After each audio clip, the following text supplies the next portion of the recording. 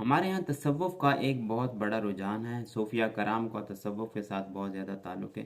لیکن تصوف کے ہونے کے باوجود اگر انسان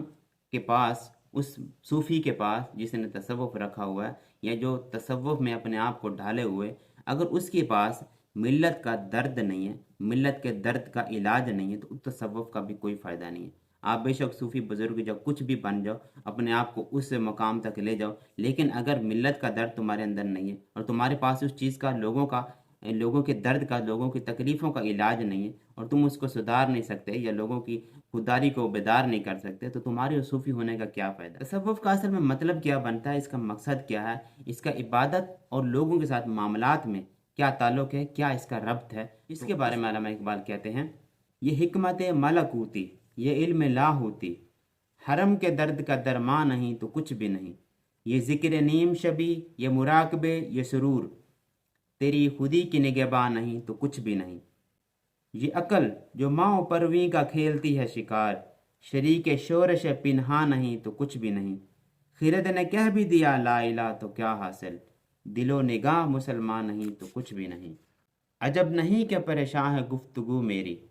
فروغ صبح پریشان نہیں تو کچھ بھی نہیں۔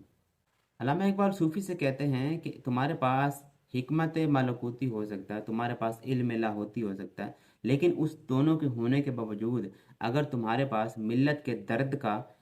علاج نہیں ہے تو پھر ان کا کوئی فائدہ نہیں، وہ کچھ بھی نہیں ہے پھر۔ یہ ذکر نیم شبی، یہ مراقبے، یہ سرور، تیری خودی کی نگہباں نہیں تو کچھ بھی نہیں۔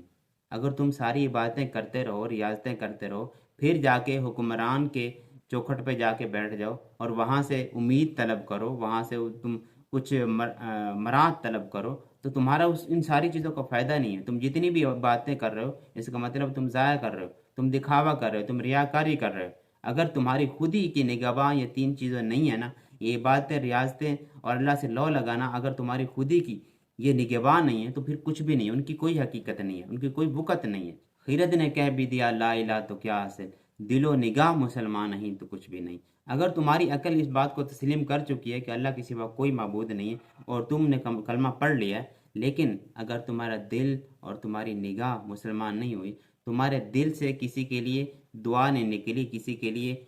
درد نہیں ہے، یا تمہاری نگاہ وہ چیز نہیں دیکھ رہی جو مسلمان، جو ملت اسلامیہ جس تکلیف میں گزر رہی، تمہاری نگاہ وہ نہیں دیکھ رہی، یا تمہاری نگاہ سے کوئی مسلمان محفوظ نہیں ہے، وہ ہمیشہ شر کا شکار ہے، تو اگر تمہاری نگاہ اور دل پاک نہیں ہے، انہوں نے تسلیم نہیں کیا اللہ تعالیٰ کی حقیقت کو، اللہ تعالیٰ کی ذات کو اگر تسلیم نہیں کیا، تو تمہاری عقل نے صرف جو تسلیم کر لیا، اس کا کوئی بھی فائدہ نہیں ہے، اس کی کوئی حقیقت نہیں ہے۔ عجب نہیں کہ پریشان ہے گفتگو میری،